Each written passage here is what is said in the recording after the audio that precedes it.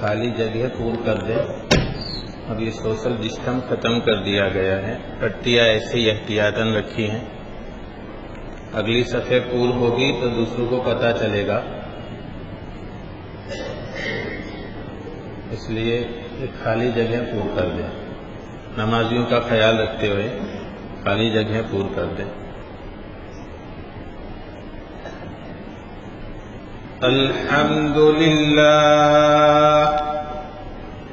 الحمد لله نحمده ونستعينه ونستغفره ونؤمن به ونتوكل عليه ونعوذ بالله من شرور أنفسنا ومن سيئات أعمالنا من يهده الله فلا مضل له ومن يضلله فلا هادي له ونشهد أن لا إله إلا الله وحده لا شريك له ونشهد أن سيدنا ومولانا محمدا عبده ورسوله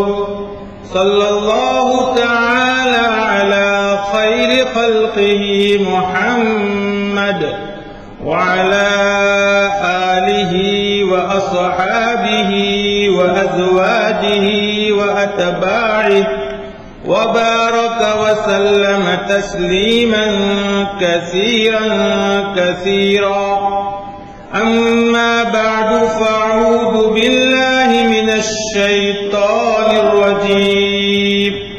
بسم الله الرحمن الرحيم. ويل لكل همزة لمزة الذي جمع ماله وعدده ويحسب أن ماله أخلده. وعن عقبة بن عامر رضي الله تعالى عنه قال لقيت رسول الله صلى الله عليه وسلم فابتدأته وأخذت بيده فقلت يا رسول الله ما نجاة المؤمن؟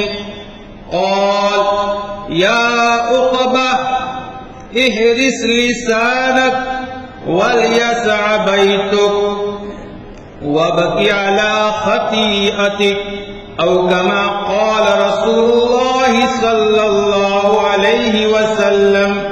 صدق الله مولانا العلي العظيم وصدق رسوله النبي الكريم ونحن على ذلك لمن الشاهدين والشاكرين والحمد لله رب العالمين. يا رب صل وسلم دائما أبدا على حبيبك خير الخلق كلهم. يا رب صل وسلم دائما أبدا على حبيبك خير الخلق كلهم. يا رب صل وسلم دائما أبدا على حبيبك خير الخلق كلهم. درود شریف پڑھ لیں. اللهم صل على سيدنا ومولانا محمد وعلى آل سيدنا ومولانا محمد وبارك وسلم. اللهم صل على سيدنا ومولانا محمد وبارك على سيدنا ومولانا محمد وبارك وسلم. اللهم صل على سيدنا ومولانا محمد وعلى آل سيدنا ومولانا محمد وبارك وسلم. معزز علماء کرام، محترم بزرگوں اور عزیز بھائیوں، سرکار دو عالم صلی اللہ علیہ وسلم نے حضرت عقبہ ابن عامر رضی اللہ تعالی عنہ کو جو قیمتی نصیحتیں فرمائی ہیں ان کا بیان چل رہا ہے، جس میں سے پہلی نصیحت احرص لسانک، اپنی زبان کو قابو میں اور کنٹرول میں رکھو، اس کی تفصیلات خدمت میں پیش کر دی گئی۔ دوسری نصیحت ہے وَلْيَسَعْكَ بَيْتُكَ، اے عقبہ تمہارا گھر تمہارے لیے کافی ہونا چاہیے، تمہارے لیے تمہارا گھر وسیع ہونا چاہیے۔ سرکار دو عالم صلی اللہ علیہ وسلم کے اس ارشاد کے محدثین اور علماء کرام نے دو مطلب بیان کیے۔ پہلا مطلب یہ بیان کیا ہے کہ اپنے گھر سے ضرورت کے لیے ہی نکلنا چاہیے، بلا ضرورت اپنے گھر سے باہر اپنا وقت نہیں گزارنا چاہیے۔ اپنے گھر میں رہے، باہر جانے کی ضرورت ہو، باہر جانے کی ضرورتیں دینی بھی ہوتی ہے، دنیاوی بھی ہوتی ہے۔ نمازیں پڑھنا ہے، بیمار کی عیادت کے لیے جانا ہے، کسی رشتہ دار کی خبر پوچھنے کے لیے جانا ہے، اور اپنے بھائیوں سے دین کی باتیں سیکھنے کے لیے جانا ہے۔ دینی باتیں اس کی بہت ساری جو ہے شعبے ہیں، تو دین کے لیے بھی گھر سے نکلنے کی ضرورت پڑتی ہے، دنیا کے لیے بھی گھر سے نکلنے کی ضرورت پڑتی ہے، روزی روٹی کا سامان کرنے کے لیے، اپنی ملازمت پر جانے کے لیے، اور بھی دوسری دنیاوی ضرورات بھی، مثلا ڈاکٹر کے پاس علاج کے لیے جانے کے لیے ضرورت پڑتی ہے۔ تو بہرحال ایک مومن کی شان یہ ہے کہ سرکار دو عالم صلی اللہ علیہ وسلم یہ ارشاد فرما رہے ہیں کہ ایک مومن کو اپنے گھر میں رہنا چاہیے اور گھر سے باہر ضرورت کے لیے ہی جانا چاہیے۔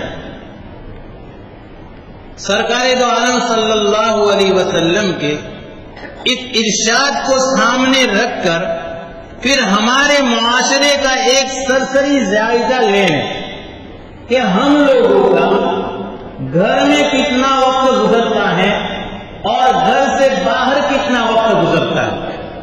یہ بات اپنی جگہ پر بالکل صحیح ہے کہ گھر سے باہر نکلنے کے لیے ضرورت پڑتی ہے، اور خصوصاً ملازمت کے لیے اور اپنی روزی کے انتظام کے لیے، لیکن یہ موقع زیادہ تر دین میں ہوتا ہے، اور ہمیں دین میں ضرورت کے لیے گھر سے باہر جانا پڑتا ہے۔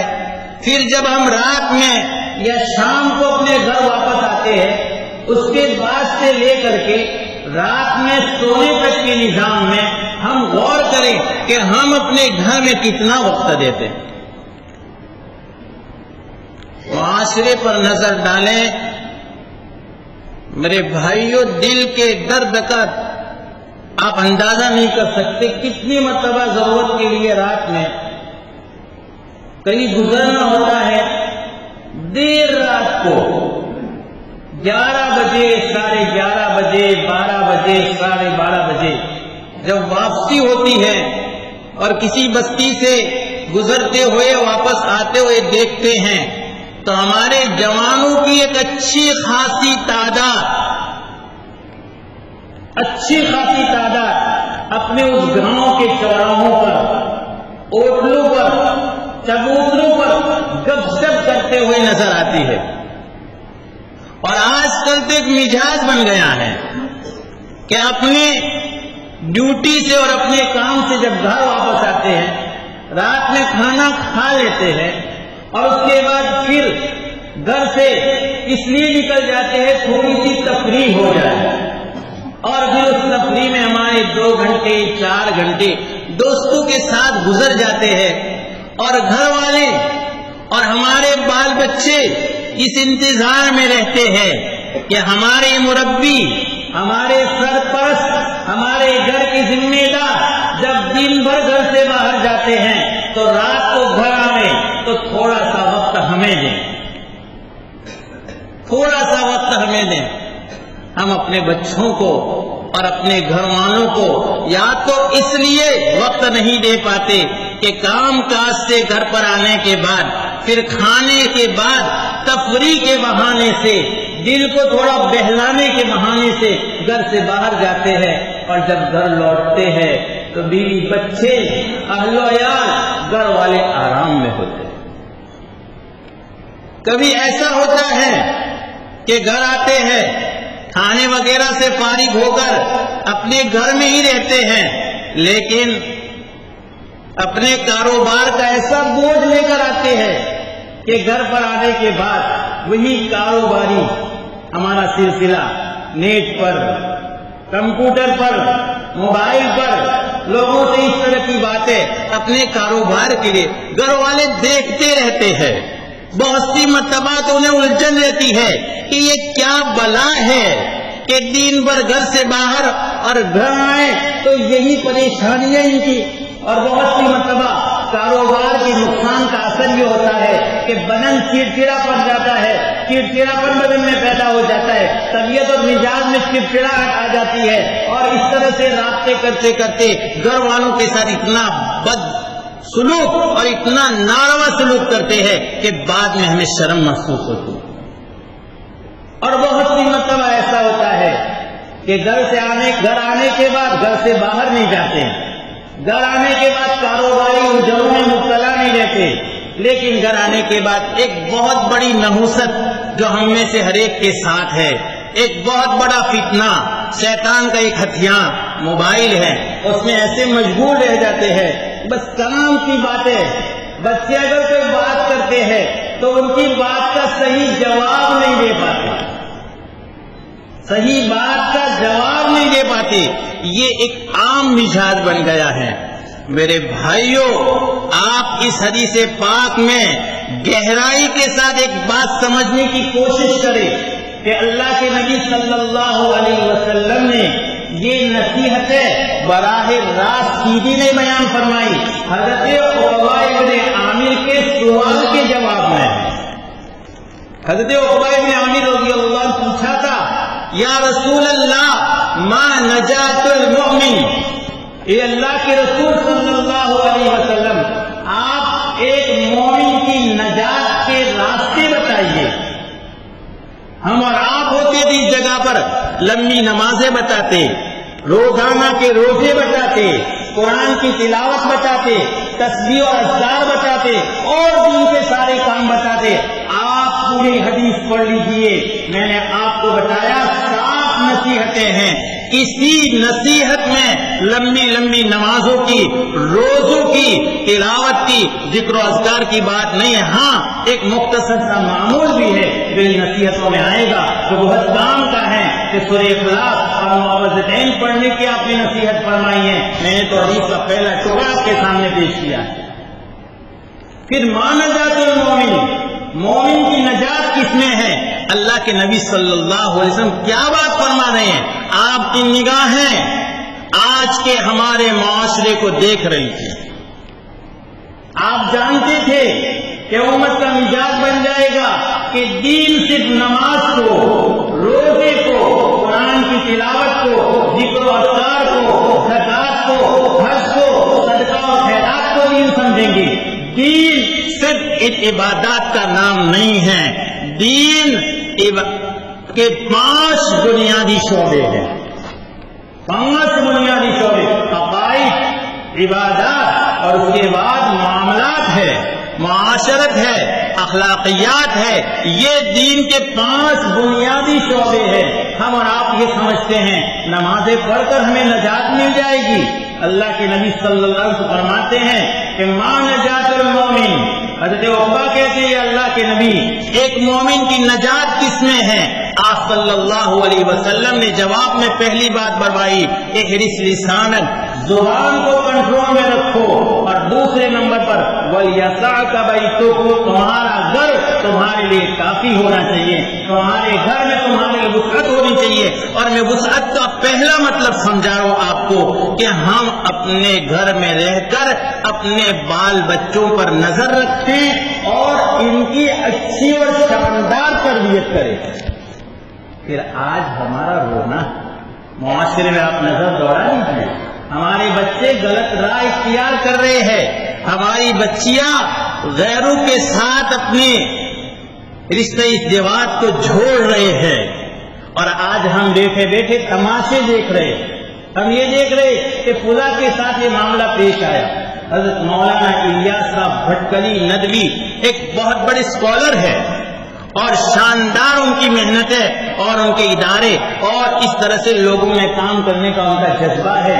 میں نے بہت پہلے، مجھے یاد نہیں ہے، میں نے ان کی ایک تحریر پڑھی تھی، جب بھی یاد آتا ہے میرا دل اندر سے کانپنے لگتا ہے کہ حضرت فرماتے ہیں ہمارے معاشرے میں، ہمارے علاقے میں کچھ نوجوان بچے تھے اور تھوڑے آوارہ قسم کے تھے۔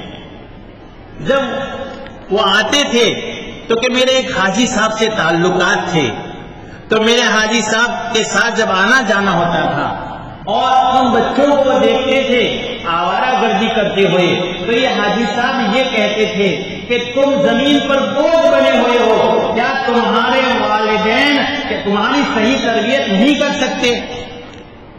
حضرت مولانا فرماتے ہیں بار بار ان کا یہ جملہ میرے کانوں میں پڑتا تھا، مجھے اچھا نہیں لگتا تھا، لیکن میرے آنکھوں نے دیکھا ایک وقت وہ آیا کہ حاجی صاحب شرم کے مارے اپنے گھر سے باہر نہیں نکلتے تھے، اس وجہ سے کہ ان کی اولاد اتنی بے راہ ہوئی کہ انہوں نے غیروں کے ساتھ نکاح کر لیا۔ یہ چند جملے ہم آج بولتے ہیں اور ہم معاشرے میں نوجوانوں کی تباہی کے مناظر دیکھتے ہیں تو ہمیں خیال تک نہیں گزرتا کہ کہیں نعوذ باللہ ثم نعوذ باللہ اللہ ایسا نہ کرے ہمارے گھر والوں کے ساتھ، ہمارے اولاد کے ساتھ بھی یہ واقعات پیش آ سکتے۔ ہم دوسروں کی فکر کر رہے ہیں، دوسروں پر طرز اور طعنہ کر رہے ہیں، دوسروں پر نقد کر رہے ہیں، ہمارے گھر میں آگ لگی ہوئی ہے، ہمیں بجھانے کی فکر نہیں ہے، اور اس کی بنیادی وجہ یہ ہے کہ ہم اپنے گھر والوں کی تربیت کے لیے، اپنے بچوں کی صحیح تربیت اور اصلاح کے لیے ہم اپنے بچوں کو وقت نہیں دے رہے ہیں، اور وہ بھی صرف اور صرف دنیاوی مقاصد کے لیے۔ میں آپ کو بتاؤں ہمارے آقا صلی اللہ علیہ وسلم نے تو دین میں بھی اتنا مشغول رہنا کہ دوسروں کے حقوق ادا نہ ہو، آپ نے منع فرمایا۔ بارہا آپ نے سنا ہوگا 3 صحابہ کرام، احادیث میں ان کے نام کی صراحت بھی ہے، میں اختصار کے ساتھ آپ کو سمجھانا چاہتا ہوں۔ اللہ کے نبی صلی اللہ علیہ وسلم کے گھر کی عورتوں کے پاس تشریف لائے، اور آپ صلی اللہ علیہ وسلم کے گھر کی عورتوں سے آپ کے گھر کے معمولات پوچھے کہ آپ لوگ کہ اللہ کے نبی صلی اللہ علیہ وسلم آپ کے ساتھ اور گھر میں آ کر کیا کیا کام کرتے، انہوں نے جو بتایا اس میں یہ بھی تھا، گھر میں آتے ہیں آپ گھر والوں سے باتیں بھی کرتے ہیں، ان کی ضروریات بھی پوری کرتے ہیں، رات میں آرام بھی فرماتے ہیں، آپ صلی اللہ علیہ وسلم رات میں اٹھ کر تہجد کی نماز بھی پڑھتے ہیں، آپ دن میں کبھی روزے رکھتے ہیں اور کبھی بے روزے سے بھی ہوتے ہیں۔ جب صحابہ کرام نے یہ سوچا، وہ صرف یہ معلوم کرنے کے لیے آئے تھے کہ اللہ کے نبی صلی اللہ علیہ وسلم کے معمولات معلوم ہو جائیں تو ہم بھی ایسا کرنے لگے، اور اپنے خیال میں یہ سوچ رہے تھے کہ اللہ کے نبی صلی اللہ علیہ وسلم تو اشرف المخلوقات میں بھی سب سے زیادہ بہتر اور سب سے زیادہ اللہ کے مقرب ہے، آپ کے معمولات تو ایسے ہوں گے، لیکن پھر یہ کہہ کر کے سوچنے لگے کہ اللہ کے نبی صلی اللہ علیہ وسلم کی شان تو بہت اونچی ہے۔ اب ان 3 میں سے ایک نے نیت کر لی کہ میں تو ہمیشہ روزہ رکھوں گا، کبھی روزہ نہیں چھوڑوں گا۔ ایک نے نیت کر لی میں رات بھر سوتا رہوں گا، کبھی میں رات بھر تہجد کی نماز پڑھتا رہوں گا، ذرہ برابر نہیں سوؤں گا۔ اور ایک نے نیت کی کہ میں تو نکاح ہی نہیں کروں گا، ان زمینوں میں پڑھنا ہی نہیں۔ تو ایک ہمیشہ روزہ رکھنے کی نیت کر رہے ہیں، ایک رات بھر جاگنے اور عبادت کرنے کی نیت کر رہے ہیں، اور ایک نکاح نہ کر کے اپنے آپ کو عبادت میں مشغول رکھنے کی نیت کر رہے ہیں۔ اللہ کے نبی صلی اللہ علیہ وسلم کو جب پتہ چلا تو آپ نے ان کو بلایا اور آپ نے بلا کر ان سے کہا کیا تم نے اس طرح کا سوچ رکھا ہے؟ کہا یا رسول اللہ. آپ نے فرمایا ایسا نہیں ہو سکتا. آپ نے فرمایا تم نے میرے معمولات معلوم کر لیے. انی اخشاکم، میں تم میں سب سے زیادہ اللہ سے ڈرنے ہوں. انی اخشاکم للہ. لیکن پھر بھی میرا حال یہ ہے کہ میں رات میں سوتا بھی ہوں اور تہجد کے لیے بیدار بھی ہوتا ہوں. میں کبھی روزہ بھی رکھتا ہوں اور کبھی جو ہے میں روزہ چھوڑتا بھی ہوں، یعنی نوافل. اور میں اتنی عورتوں سے میں نے نکاح کر رکھے. اب غور کریں، یہ دینی کام تھے. اپنے آپ کو دین میں مشغول رکھنا تھا، اپنے آپ کو عبادت میں مشغول رکھنا تھا، اپنے آپ کو عبادت کے لیے فارغ کرنا تھا. لیکن شریعت میں اس کی گنجائش نہیں ہے کہ ہم دین کے کام میں ایسے لگ جائیں کہ پھر ہم دوسرے حقوق ادا نہ کر سکے. پھر آپ نے آگے فرمایا، بڑی لمبی حدیث ہے، آپ نے فرمایا ان لجسدک علیک حق، ان لاہلک علیک حق. تمہارے بدن کا بھی تم پر حق ہے اور تمہارے گھر والوں کا بھی تم پر حق ہے. میرے بھائیو، اللہ کے نبی صلی اللہ علیہ وسلم کا ارشاد ہمیں یہ بتا رہا ہے ہم دین کہاں ڈھونڈتے ہیں، دین کی شکلیں کہاں جانتے ہیں. ہم تو یہ سمجھ رہے ہیں ہم نے نمازیں پڑھ لی، روزے رکھ لیے، ہم شاندار اور جاندار مومن بن گئے، ہم ایک اللہ کے ولی بن گئے. نہیں، اللہ کے ولی بننے کے لیے ہمارے دین کے 5 شعبے ہیں. پورے 5 شعبوں پر نظر رکھ کر کے ہمیں ان 5 شعبوں پر پورے طور پر اچھی طرح سے جھانچنا ہے اور ان 5 شعبوں کی پیروی کرنے پر اپنے آپ کو تیار کرنا ہے. تو اللہ کے نبی صلی اللہ علیہ وسلم کی یہ قیمتی نصیحت کہنے کے لیے بہت مختصر ہے اور میں نے تو آپ کو بھی ایک حصہ سمجھایا ہے. وَلْيَسَعْكَ بَيْتُكَ کا ایک مطلب محدثین نے بیان کیا ہے کہ اپنے گھر میں رہو، بلا ضرورت اپنے گھر سے نہ نکلو. اور اپنے گھر میں رہنا کیوں ہے؟ تاکہ ہم اپنی دوسری ذمہ داریوں کے ساتھ ساتھ اپنے گھر والوں کی ذمہ داریوں کو سمجھیں، ان کو پورا کرنے کی کوشش کریں، اپنے بچوں کے ساتھ رہیں، ان کے دل بہلائیں، انہیں نصیحتیں کریں اور خیر خواہی کے ساتھ ان کو دین کی صحیح راہ پر لگانے کی کوشش کریں. اللہ تعالیٰ ان کہی ہوئی باتوں پر ہمیں عمل کرنے کی توفیق عطا فرمائے. آمین. وآخر دعوانا الحمدللہ رب العالمین. بھائیو، آپ جانتے ہیں گزشتہ رمضان کی وجہ سے مدارس، مساجد وغیرہ کے لیے جو وصولی کا کام ہوتا ہے، چندے کا کام نہیں ہو پایا ہے. اور اب جب کچھ راحت ملی ہے تو جگہ جگہ سے لوگ آ رہے ہیں. سچی بات تو یہ تھی، یہ ہماری ذمہ داری تھی کہ ہم کوشش کرتے. رمضان میں ہم سے نہیں ہو سکا تو ہم اپنے طور پر کوشش کر کے جو دین کے قلعے ہیں اور جہاں جہاں دین کی خاطر ہم دیتے ہیں وہاں پہنچنے کی کوشش، لیکن نہیں کر سکتے تو آئے ہیں لوگ اور آ رہے ہیں. آج بھی